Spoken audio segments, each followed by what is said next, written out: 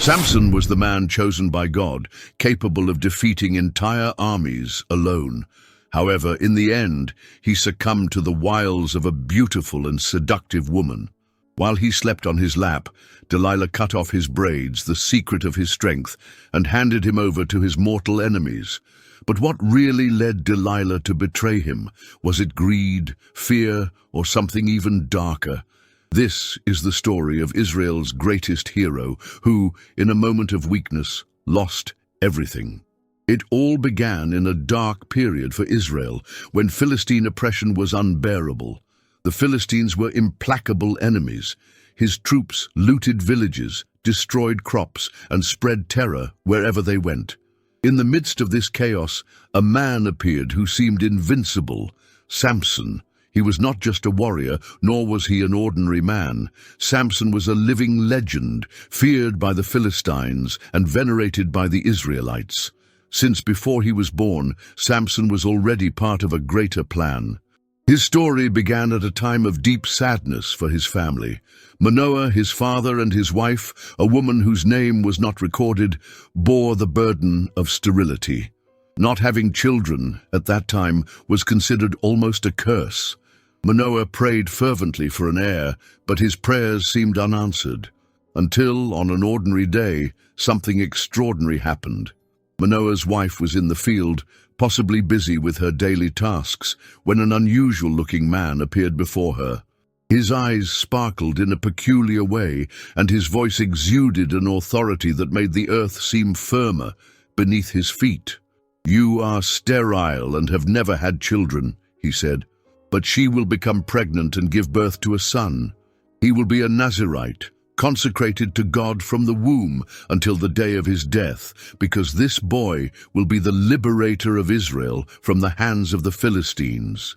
That message wasn't just good news. It was a divine calling.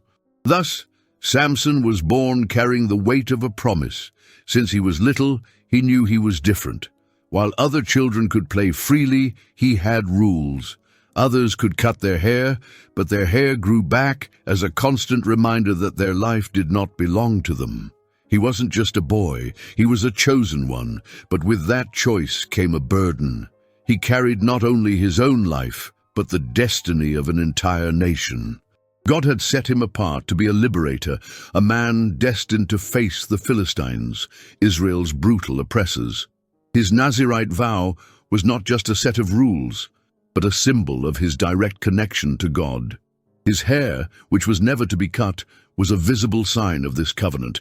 Each thread represented his consecration. As long as he remained faithful, Samson would be invincible. But breaking this alliance would mean much more than losing strength. It would mean losing your own calling. As time passed, Samson stood out. He was immense, with arms as strong as tree trunks and a penetrating gaze. But his true strength wasn't just in his body, it came directly from God. He used this strength to protect his people and face the Philistines. There was a day when Samson faced the impossible. 1,000 Philistines armed to the teeth surrounded him in the open field. The ground shook under the weight of their boots and the blades gleamed in the scorching sun. They laughed, certain that their numerical advantage would crush the man who had dared to challenge them so many times. But Samson did not back down. With eyes burning with determination, he scanned the terrain around him. No weapons, just a donkey's jaw thrown onto the dry ground. He took it and, without hesitation, charged at the entire army. The first blow was devastating, crushing a soldier's helmet and dropping him like an empty sack. Before the others could react, Samson swung his jaw and hit 2 more. Chaos ensued. The screams of the wounded echoed as the Philistines realized that they were not facing an ordinary man. The jaw cracked against the shields, cracking bones like thunder. Samson didn't stop. His blows were fast and brutal, like a storm that nothing could stop. The Philistines, who had come confidently, began to retreat in panic. But there was nowhere to run. The battlefield became a cemetery. When it was all over, Samson was standing, panting, with the blood of his enemies staining the ground. 1,000 men lay dead around him. The broken jaw still dangled from his hand. News of this victory spread quickly. The Israelites hailed him as a savior, but to the Philistines it became a curse. Determined to finish him off, they planned an ambush. In the dead of night, an Israelite village was surrounded by Philistine soldiers. They knew Samson was there, resting. With torches and swords in hand, they moved silently. "This time he won't escape," muttered the squad leader. The door creaked as a soldier pushed it open, but before they could break in, the door opened violently. On the threshold, Samson appeared. His imposing figure was illuminated by the flames of the torches. For an instant, the soldiers froze. The silence was broken by a war cry, but it wasn't theirs. It was Samson's. What happened next became a legend among the Israelites and a nightmare among the Philistines. The soldiers advanced, swords raised, ready to destroy him. But Samson did not hesitate. He grabbed the first soldier who dared to approach and threw him against the others, momentarily opening the way. But the Philistines did not retreat. They surrounded the house like an angry wave. Samson looked around. He knew that his strength was not enough to win alone. And then he saw his weapon, a wooden beam. With a single movement he lifted her and attacked. Each blow caused the ground to shake. The Philistines, once confident, now retreated in terror. When the battle ended, the ground was covered in fallen soldiers. Samson, sweating and panting, remained standing. The dust settled, and he was there, alone, once again.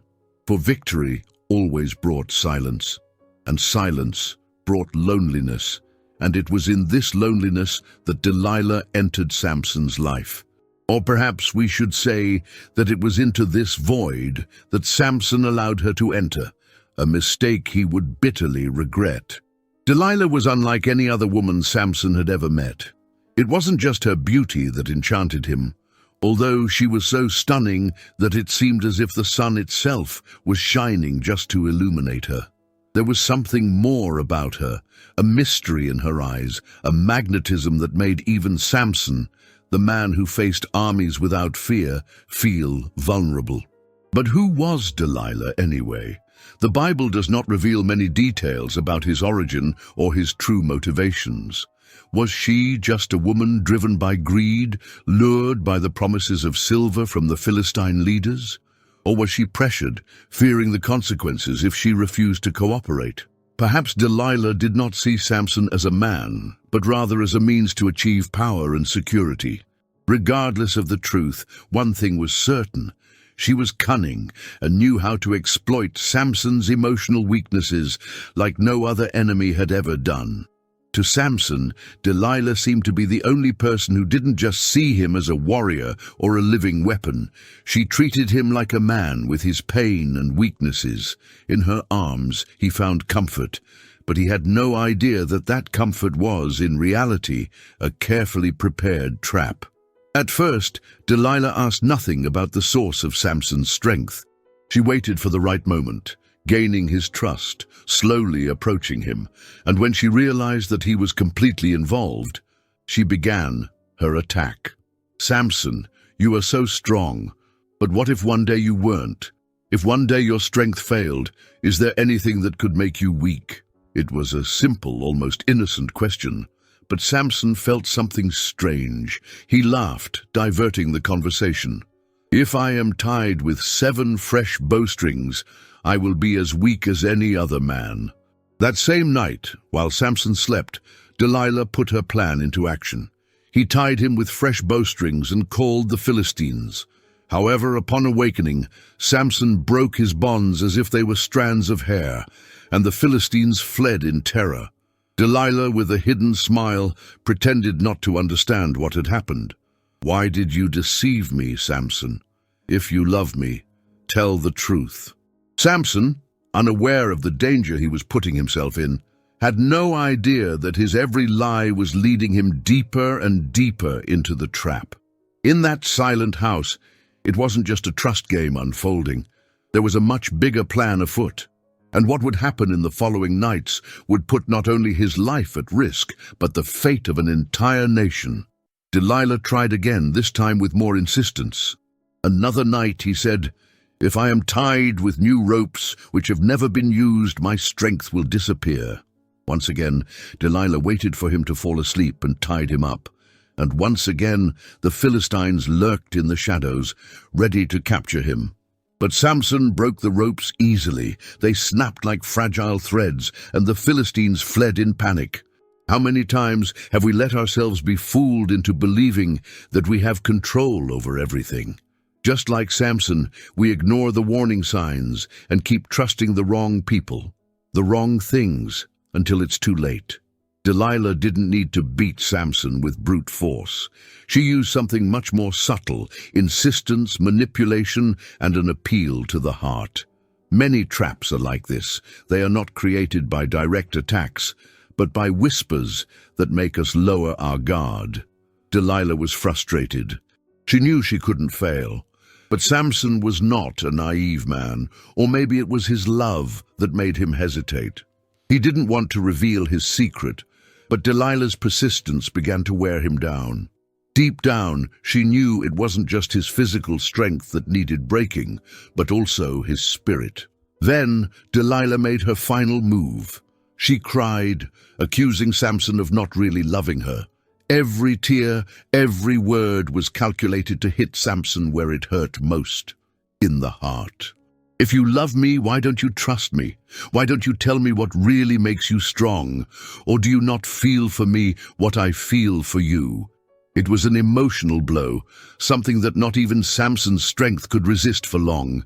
And then, one fateful night, he finally gave in. "My strength does not come from me. It comes from God.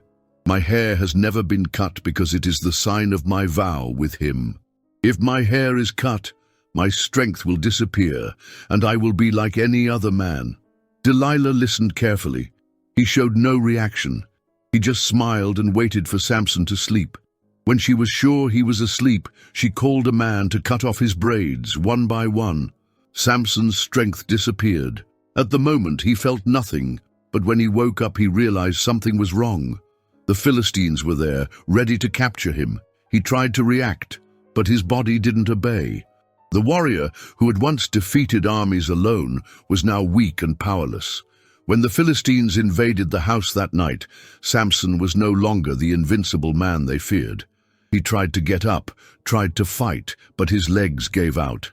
The iron chains they brought were not even necessary. Even without them, Samson would not be able to escape. The hero of Israel, the symbol of divine protection, now lay helpless on the ground. Delilah got what she wanted. But little did she know that her betrayal had planted the seed of divine revenge. The moment Samson fell, something inside him awakened. And what he did next, even blind and weak, may have been the greatest act of strength and faith that ever existed. Get ready for an outcome even more epic than you could imagine.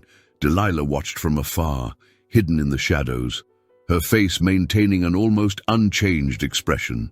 However, something in his eyes revealed a mix of feelings, perhaps regret, perhaps relief, or simply the weight of knowing that his role in this story had come to an end. Why did she do this? Was it just for the money? Perhaps. But the truth is that no one can say with certainty what was in his heart. Delilah was a woman with a complex personality, living in a no-man's land, in the valley of Sorek, a region between Israel and the Philistine territories. Perhaps she was afraid, fearing that if she refused the offer of the Philistine leaders, she herself would become the target of their fury. Or perhaps he chose Samson not out of love, but as a means of achieving something greater: wealth, power, security. The Philistines, overcome by fury, were not satisfied with just capturing Samson. They took him to Gaza, the stronghold of his enemies, where they began to humiliate him. As a cruel and symbolic act, they gouged out his eyes, forever depriving him of the sight of daylight and the land he had sworn to protect. They then condemned him to turn the millstone like an animal, reducing the once feared warrior to a blind slave. Day after day, Samson remained there, pulling the heavy stone, while being mocked and insulted by his captors. He who had once broken down city gates and defeated entire armies was now reduced to a humiliating existence, moving in endless circles in the darkness. However, his captivity was not just a punishment, it also became a period of deep reflection. Without daylight to guide his steps, Samson began to see in a way he had never seen before. He realized that his true strength had never been in his muscles or his hair, but rather in the presence of God in his life. While his enemies laughed at his fall, something happened in the silence. His hair, the symbol of his alliance, began to grow back, and with each strand that grew, Samson felt his faith being renewed. He understood that he had failed, but he also realized that God had not yet finished his work in him. While Samson worked, blind and humiliated, no one paid attention to something that seemed insignificant. His hair, little by little, was growing back. To the Philistines, this meant nothing. But for Samson, each day of silence in the darkness brought with it the feeling that something was changing. It was in this silence, far from the shouts and applause of men, that God's plan began to move in unimaginable ways. Samson, blind and humiliated, began to reflect on his trajectory. He realized that his strength was never really his own, but always came from God. For the first time in a long time, he prayed. But unlike his previous prayers, this was neither an arrogant prayer nor a plea for victory. It was a prayer of sincere repentance.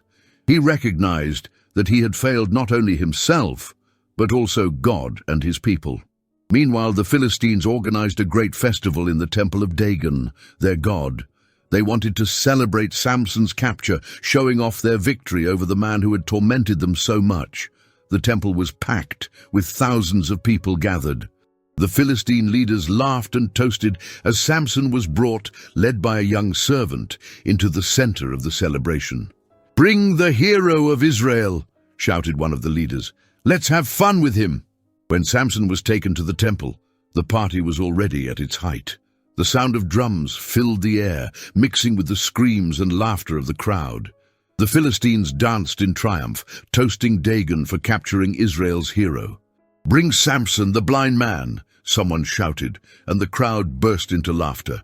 There he came, led by a young servant, stumbling along the way. But even without his eyes, there was something about him that still caused fear. An eerie silence hovered for a moment as he was positioned between the two main columns of the temple. Samson felt the cold texture of the stones beneath his fingers, every fissure and imperfection. He knew what he needed to do. The humiliation, the blindness, the chains that bound him, none of that mattered anymore. What mattered was the purpose for which he had been called. For the first time in a long time, Samson fully remembered who he was. Samson's prayer this time was different from all the previous ones. It was not an arrogant plea for victory, but a sincere cry for redemption. "Lord Jehovah, remember me. Give me strength just this once," he pleaded. He knew his life was coming to an end, but he also knew that even in his weakness, God could use him for something great. A strange heat coursed through his body, as if every once weakened muscle was filled with an energy he knew well but thought he had lost forever. Taking a deep breath, he planted his feet on the ground and placed his hands on the columns. "May I die with the Philistines," he shouted, his voice echoing like thunder through the temple. He started pushing. The columns resisted. The crowd was laughing, but now it was nervous laughter. Small cracks began to appear in the stones, and the sound made the laughter disappear. The entire temple began to vibrate. With one last effort, Samson gave up everything he had: his body, his soul, his strength. Everything was delivered at that instant. The columns gave way and the roof collapsed, bringing with it a sea of stones and dust. The crowd screamed in panic, but there was nowhere to run. The entire temple was destroyed, taking with it thousands of Philistines, including their leaders. Amidst the rubble, there remained a sacred silence. Samson's sacrifice was not just a military victory, but an act of redemption. It was the final surrender of a man who, even in his downfall, found his true purpose. Samson died there, but not as a defeated man. He died a hero, fulfilling the calling God had given him from the beginning. In his weakness, he found true strength, and his sacrifice resonates to this day as a powerful reminder that God can use even our lowest moments to accomplish something great. Now, what do you think led Delilah to betray Samson? Was it just greed, or was there something deeper? Leave your comment below and share your opinion. Don't forget to subscribe to the channel. Until the next video.